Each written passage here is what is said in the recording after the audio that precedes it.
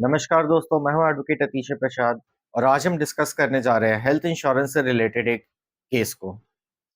दोस्तों, लोग health insurance policy लेते हैं और उसकी प्रीमियम सालों साल भरते जाते हैं। कभी-कभी 10 साल, 20 साल कंटिन्यूअस पॉलिसी की प्रीमियम भरते हैं, पर जब वो क्लेम रेज़ करते हैं, तो इंश्योरेंस कंपनी कोई ना कोई एक हिडन क्लॉज़ को निकाल के उनका क्लेम रिजेक्ट कर देती है। आज का केस है दिल्ली स्टेट कंज्यूमर कमीशन का और इसमें पॉलिसी ली गई थी साल 2006 में।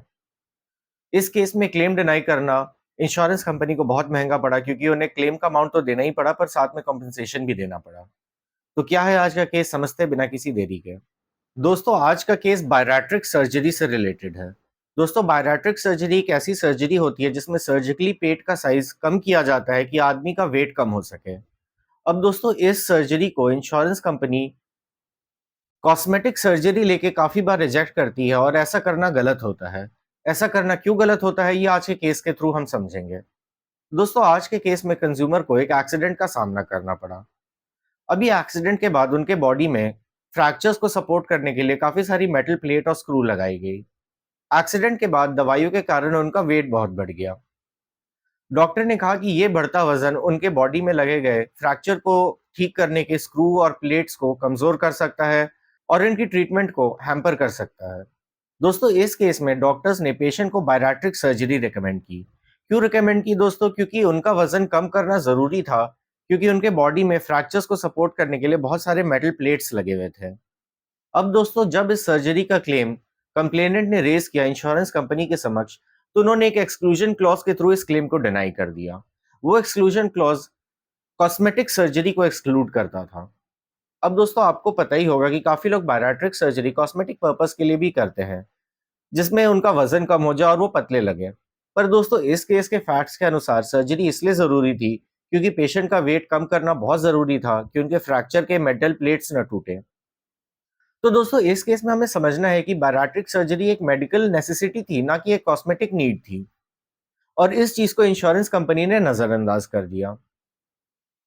और दोस्तों, इंडिया में लोग बैरिएट्रिक सर्जरी कभी भी कभी भी तो नहीं, पर बहुत रेयर केसेस में ही कॉस्मेटिक पर्पस के लिए कराते हैं। जितना मैंने देखा है, ज़्यादातर बैरिएट्रिक सर्जरीज़ इंश्योरेंस कंपनी जो रिजेक्ट करती है, वो मेडिकल नेसेसिटी के ही कारण होती है और ऐसे ही इस केस में हुआ। अब दोस्तों, इस केस में एक और बहुत इंपॉर्टेंट एस्पेक्ट है जो कि हमें देखना है, वो है हिडन एक्सक्लूजन क्लॉज़ से रिलेटेड। दोस्तों, इंश्योरेंस कंपनी जब एक्सक्लूजन क्लॉज़ को कोट करती है, तो एक्सक्लूजन क्लॉज़ एक टर्म्स एंड कंडीशंस बुकलेट में से निकलती है। पर काफ़ी बार देखा जाता है कि इंश्योरेंस देते वक़्त इंश्योरेंस कंपनी सिर्फ शेड्यूल देती है और इंश्योरेंस के टर्म्स एंड कंडीशंस देती ही नहीं है। ऐसे ही हुआ था इस केस में।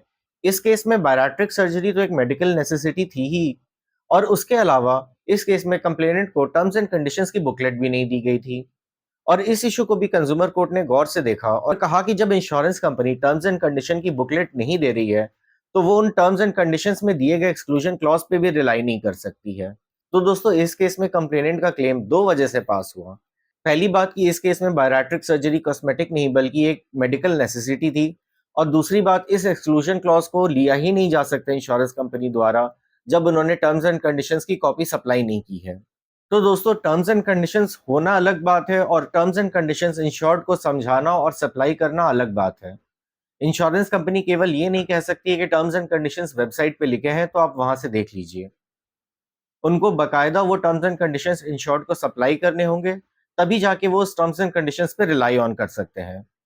तो दोस्तों, आशा करता हूँ आज का शॉर्ट हेल्थ इंश्योरेंस से रिलेटेड केस अपडेट आपको समझ में आया हो और आपको इससे पता चला हो कि कॉस्मेटिक सर्जरी और मेडिकल नेसेसिटी में क्या डिफरेंस होता है और किन केसेस में इंश्योरेंस कंपनी एक्सक्लूजन क्लॉज पे रिलाई ऑन कर सकती है और किन केसेस में नहीं कर सकती है।